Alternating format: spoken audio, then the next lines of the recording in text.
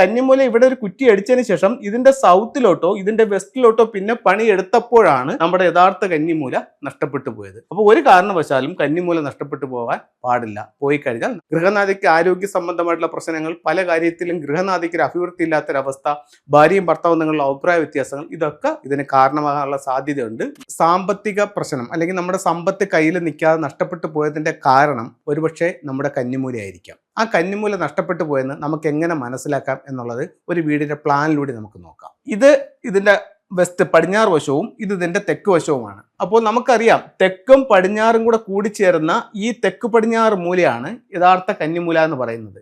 ഇവരെ വീടിനെ സംബന്ധിച്ചിടത്തോളം ഇവർക്ക് ഈ വീടില്ല, ഞാൻ ഈ റെഡ് ലൈനിൽ വരച്ചിരിക്കുന്നത് ഇവരുടെ കന്നിമൂല പിടിച്ച് കാണിച്ചിരിക്കുകയാണ്. അപ്പം ഇവർക്ക് ഈ തെക്ക് പടിഞ്ഞാറ് എവിടെയാണ് ഇവിടെ മാസ്റ്റർ ബെഡ്റൂം നിൽക്കുന്നത്. ഈ മാസ്റ്റർ ബെഡ്റൂമിന്റെ ഈ ഒരു ഏരിയ ഫ്രീ ആയിട്ട് കിടക്കുകയാണ്. ഇവിടെ ഫ്രീ ആയിട്ട് കിടക്കുന്നതെന്ന് പറയാൻ കാരണം എന്താണ്? അവരുടെ സൗത്തിലും സൗത്ത് ഈസ്റ്റിലും work area, store, common toilet ആയിട്ടുണ്ട്.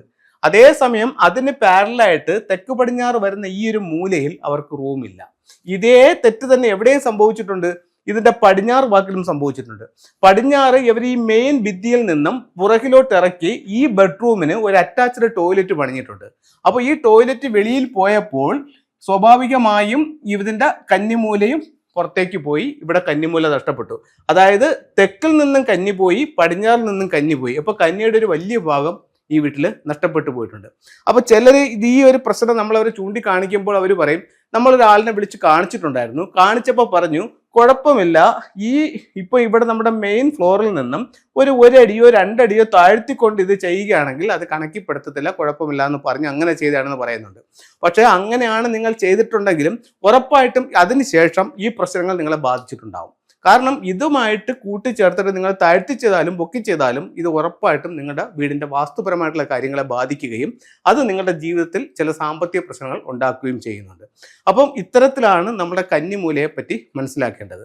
ഇപ്പോൾ നമ്മൾ ആദ്യമായിട്ടൊരു വീടിന് കുറ്റിയടിക്കുന്ന ഒരു പക്ഷേ ഇവിടെ ആയിരിക്കാം. അപ്പോൾ നമ്മുടെ കന്നിമൂല ഇവിടെയാണെന്നാണ് നമ്മൾ ധരിച്ചിരിക്കുന്നത്. പക്ഷേ ഈ കന്നിമൂല ഇവിടെ ഒരു കുറ്റി അടിച്ചതിന് ശേഷം ഇതിന്റെ സൗത്തിലോട്ടോ ഇതിന്റെ വെസ്റ്റിലോട്ടോ പിന്നെ പണി എടുത്തപ്പോഴാണ് നമ്മുടെ യഥാർത്ഥ കന്നിമൂല നഷ്ടപ്പെട്ടു പോയത്. അപ്പോൾ ഒരു കാരണവശാലും കന്നിമൂല നഷ്ടപ്പെട്ടു പോകാൻ പാടില്ല. പോയി കഴിഞ്ഞാൽ നമുക്ക് ഇതുപോലുള്ള സാമ്പത്തിക പ്രശ്നങ്ങൾക്ക് കാരണമാകും. സാമ്പത്തിക പ്രശ്നങ്ങളല്ല, മറ്റു പല പ്രശ്നങ്ങളുണ്ട്. ഇപ്പൊ കന്നിമൂല എന്ന് പറയുമ്പോൾ ഒരു വീടിനെ സംബന്ധിച്ചിടത്തോളം ഫംഗ്ഷൻ പ്രകാരം പറയുകയാണെങ്കിൽ ആ വീട്ടിലെ ഗൃഹനാഥയുടെ ഡയറക്ഷനാണ്. ഗൃഹനാഥയുടെ ഡയറക്ഷൻ നഷ്ടപ്പെട്ടു പോയി കഴിഞ്ഞാൽ അത് ആരെ ബാധിക്കും? ഗൃഹനാഥയെ ബാധിക്കും. ഏത് രീതിയിൽ ബാധിക്കും? ഗൃഹനാഥയ്ക്ക് ആരോഗ്യ സംബന്ധമായിട്ടുള്ള പ്രശ്നങ്ങൾ, പല കാര്യത്തിലും ഗൃഹനാഥയ്ക്ക് ഒരു അഭിവൃദ്ധി ഇല്ലാത്തൊരവസ്ഥ, ഭാര്യയും ഭർത്താവും തമ്മിലുള്ള അഭിപ്രായ വ്യത്യാസങ്ങൾ, ഇതൊക്കെ ഇതിന് കാരണമാകാനുള്ള സാധ്യതയുണ്ട്. 100 വീട്ടിലും സംഭവിക്കുമെന്ന് പറയല്ല, 99 വീട്ടിലും സംഭവിക്കാനുള്ള സാധ്യത വളരെ കൂടുതലാണ്. അപ്പോൾ നമ്മൾ പുതിയൊരു വീട് വെക്കുമ്പോൾ അത്തരത്തിൽ സംഭവിക്കാതെ നോക്കുക. വെച്ചുപോയ വീടിന് സംഭവിച്ചിട്ടുണ്ടെന്നുണ്ടെങ്കിൽ ലളിതമായ ചില ഫംഗ്ഷൻ മാർഗങ്ങളിലൂടെ നമുക്കതിനെ കറക്റ്റ് ചെയ്യാനായിട്ട് സാധിക്കുന്നതാണ്. അത് യഥാർത്ഥത്തിൽ ഓരോ വീടുകളിലും ചെന്ന് കൺസൾട്ട് ചെയ്തതിന് ശേഷം മാത്രമാണ് കൃത്യം പറയാൻ പറ്റുന്നത്. കാരണം പലരും ഈ ദിക്കുകൾ പറയുന്നത് തെറ്റായിട്ടാണ് പറയുന്നത്. അപ്പോൾ ഇത് ഈ ഫംഗ്ഷനിൽ എല്ലാ കാര്യങ്ങളും ദിക്കുകളെ ബേസ് ചെയ്തിട്ടാണ് പറയുന്നത്. ദിക്ക് തെറ്റിയാൽ നമ്മൾ ഈ പറയുന്ന കാര്യങ്ങൾ മൊത്തവും തെറ്റും. അപ്പോൾ അതുകൊണ്ടാണ് അവിടെ ചെന്ന് കൺസൾട്ട് ചെയ്യേണ്ട ഒരു ആവശ്യം വരുന്നത്. അതല്ല, കൃത്യമായിട്ട് നിങ്ങൾക്ക് തന്നെ കോമ്പസിൽ നിങ്ങളുടെ ദിക്ക് കറക്റ്റ് അറിയാമെന്നുണ്ടെങ്കിൽ നമുക്കത് ഓൺലൈൻ കൺസൾട്ടിംഗ് ആയിട്ട് വേണമെങ്കിൽ എടുക്കാൻ പറ്റും, പ്രശ്നം പറയാനും പറ്റും. ഓക്കെ, നമുക്ക് ചില ഫംഗ്ഷയുടെ ചില ടൂളുകളിലേക്ക് ഇപ്പോൾ ഫംഗ്ഷയെ സംബന്ധിച്ച് പറയുകയാണെങ്കിൽ ഒരു വീടിനൊരു പ്രശ്നം ഉണ്ടെന്നുണ്ടെങ്കിൽ പൊളിച്ചു മാറ്റലുകൾ കൂടാതെ ചില എലമെന്റുകളോ ചില ടൂളുകളോ ഉപയോഗിച്ചുകൊണ്ട് അതിന്റെ സൗഭാഗ്യത്തെ വർദ്ധിപ്പിക്കാനായിട്ട് സാധിക്കും. അതിൽ 2-3 ടൂളുകൾ പരിചയപ്പെടുത്താം. ഇതൊരു ക്രിസ്റ്റൽ ബോൾ ആണ്.